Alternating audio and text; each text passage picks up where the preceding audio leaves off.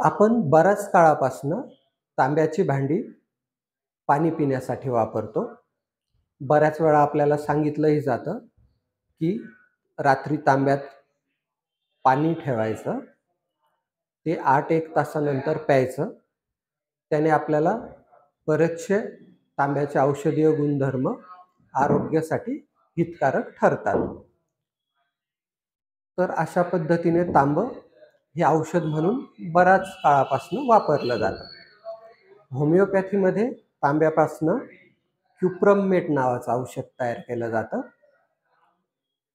साधारणपणे हे औषध आकडी येणे किंवा फिट येणे या आजारासाठी वापरलं जातं. क्युप्रमेटच्या व्यक्तिमत्वाला ज्यावेळी फिट येते त्यावेळी त्याचा हाताचा अंगठा ताणला जातो, पंजाला आकडी येते, हाताच्या बोटांना आकडी येते, मुठा एकाएकी आवळली जातात किंवा कचकन दाबल्या जातात. त्याबरोबरच त्यांचे जे हातापायाचे स्नायू आहेत त्यांनाही आकडी येते. त्यामुळे त्यांच्या हालचाली करताना पेशंटला खूप वेदना होतात. तो किंचाळतो. ज्यावेळी आकडी येते त्यावेळी पेशंटचा चेहरा काळा निळा पडतो, हातांची बोटे काळी निळी पडतात, त्यांना भास होतो, ते असंबद्ध बडबड करतात किंवा असंबद्ध काही कृती करतात. त्यांना खूप अस्वस्थता जाणवते, किंचाळतात. बऱ्याच वेळा भावनांचा आवेग किंवा कल्लोळ निर्माण होतो. त्यामुळे पेशंटला नक्की आकडी आली आहे, फिट आली आहे, की ते मनोरुग्ण आहेत, त्यांना मानसिक त्रास झाला आहे, असा भास होतो. हे वारंवार साधारणतः दर 15 दिवसांनी असं घडत असतं. दर 15 दिवसांनी त्यांना आकडी वगैरे असं येत असते. क्युप्रमेटच्या व्यक्तिमत्वामध्ये पेशंटच्या आकडी येणे आणि दुसऱ्या लोकांना आकडी येणे यात महत्त्वाचा फरक काय असतो? तर क्युप्रमेटच्या लोकांची आकडी ही गार पाणी पिलं की लगेच जाते. त्यामुळे बऱ्याच वेळा काय होतं, की लहान मुलांना खोकला खूप येतो. खोकल्यात त्यांना धाप लागते किंवा मोठ्या लोकांनाही दमाचे उबळ येते. त्यात त्यांना धाप लागते. त्यात मग शरीर शिथिल पडतं, थंडगार पडतं, एकदम मृतदेहासारखं शांत निपचित पडतं. पण थोड्या वेळाने ते बाळ पुन्हा थोडा श्वास घ्यायला लागतं आणि पूर्ववत व्हायला लागतं. मात्र त्याच्या आईला माहीत असतं, की याची जी आकडी आहे, हा त्रास याला गार पाणी प्यायला दिलं की लगेच जातं. त्याच्यामुळे ती लगबगीने त्याच्यासाठी गार पाण्याचा पेला, ग्लास लगबगीने घेऊन येत असते. त्या मुलाला पण माहिती असतं, की आपल्याला दरवेळी गार पाणी पिलं की हा त्रास कमी होतो. त्यामुळे ते पण चटकन ते पाणी पिण्याचा प्रयत्न करत असतं. आकडीच्या काळात यांना जिभेच्या स्नायूंना पण आकडी येते, स्वरयंत्राला पण आकडी येते. त्यामुळे बोलायला त्रास होतो,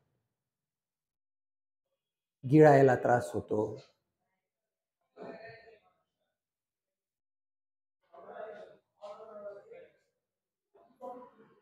डोक्याचं रक्ताभिसरण वाढून आकडी येत असते, पक्षाघात होतो. तसेच कॅन्सर शरीराच्या इतर अवयवांपासून मेंदूपर्यंत पोहोचल्यामुळे पण यांना आकडी येत असते. आकडीच्या वेळी यांचे डोळे भिरभिरतात, वरतून डावीकडे किंवा उजवीकडे फिरतात.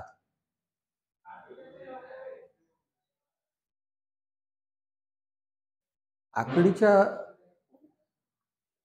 ज्यावेळेस यांना दम्याची उबळ येते, श्वास घ्यायला त्रास होतो, त्यावेळी यांच्या छातीच्या स्नायूंनाही आकडी येते.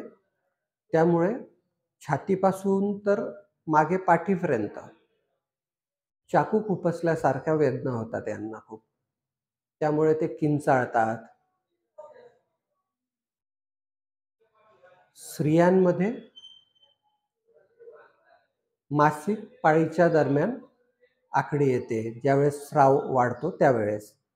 तसंच आकडी क्युप्रममेटच्या पेशंटला शक्यतो कधी येते, तर ज्यावेळेस त्याचे आजारांचे स्राव, उदाहरणार्थ उलट्या, जुलाब, रक्तस्राव किंवा मासिक पाळी वेळेचा स्राव, तो दडपला जाईल किंवा तात्पुरता बरा केला जाईल.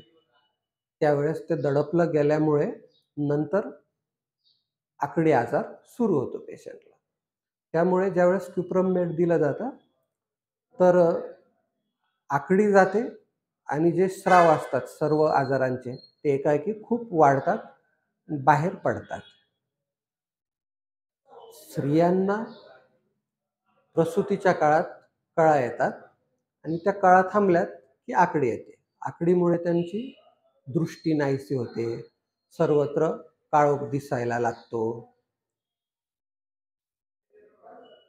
त्यांना भास व्हायला लागतात, ते असंबंध बडबडायला लागतात. त्यावेळी मात्र त्यांना गार पाणी दिलं की त्यांना बरं वाटतं. बऱ्याच वेळा उलट्या, जुलाब, मळमळ दडपले गेले की आकडीचा त्रास होतो. त्यामुळे पोट दंभारतं आणि पोटांच्या स्नायूंना आकडी येऊन वेदना व्हायला लागतात. हे असं एखाद्या स्त्रीला वारंवार होत असतं किंवा कुणालाही वारंवार होत असतं दर 15 दिवसांनी. मात्र त्यावेळी त्याला जे भास होतात, जी अस्वस्थता जाणवते, जी असंबद्ध बडबड जाणवते, जो भावनांचा कल्लोळ निर्माण होतो, त्यामुळे त्यांच्या घरच्यांना कन्फ्युजन होतं की हा शारीरिक आजार आहे की मानसिक आजार आहे, आणि त्याची ते वारंवार डॉक्टरला विचारणा करत असतात. कॉलरामध्ये क्युप्रममेट वापरलं जातं. त्याबरोबरच कॉलरामध्ये कॅम्फर, व्हेरॅट्रम अल्बम ही औषधंही वापरली जातात. मात्र कॅम्फरमध्ये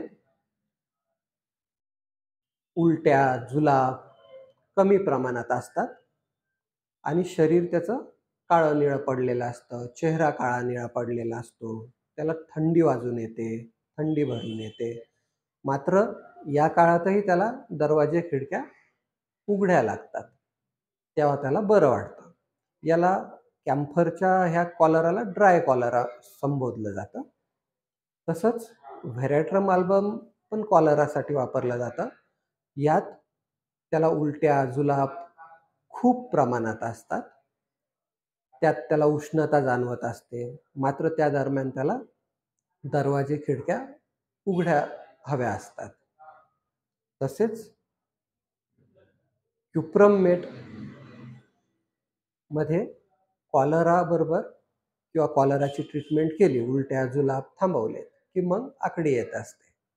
तर कॉलराबरोबर आकडी असते यात. क्युप्रममेटची जी पोटदुखी आहे, त्याप्रमाणेच पोडोफायलममध्ये पोटदुखी होत असते. पोडोफायलम या औषधाच्या व्यक्तिमत्वामध्ये आतड्यांना पीळ पडल्यासारखं वाटत असतं व तो जे काही द्रवपदार्थ सेवन करेल ते आतड्यांमधून घरंगळल्याचा आवाज येत असतो. तसंच फॉस्फरसमध्येही पोटदुखी होत असते आणि ते जे द्रवपदार्थ पितील किंवा सेवन करतील, त्यांचा घरंगळण्याचा आवाज किंवा घरंगळल्यासारखं जाणवतं. कुठे तर अन्ननलिकेच्या पहिल्या भागात, म्हणजे छातीच्या मागे ऑसिओफॅगस, स्टमक अशा ठिकाणी ते द्रव पदार्थ घरंगळल्यासारखे जाणवत असतात. क्युप्रममेटमध्ये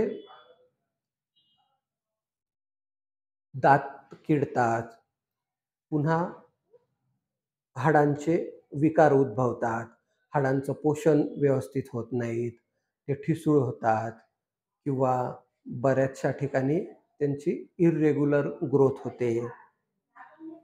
तसंच रक्तपुरवठा हातापायांच्या बोटांना व्यवस्थित होत नाही, त्यामुळे तिथे जखमा तयार होतात, गँग्रीन तयार होतं. एकंदरीत क्युप्रममेटमध्ये कोणतेही आजार असले, मग त्यांचं ते कॉलरा असो, पोटदुखी असो, मासिक पाळी असो, प्रसूती असो, खोकला असो, दमा असो किंवा कॅन्सर असो, या सर्व आजारांबरोबर त्याला आकडी येत असते, फिट येत असते आणि ह्या आकडीच्या दरम्यान त्याचा हाताचा अंगठा खूप ताणला जातो. त्याबरोबरच हाताची बोटे व हातापायाचे स्नायू जास्त ताणले जातात किंवा ते ताणताना, आखडताना त्यांना वेदना होतात व ते पेशंट किंचाळतात.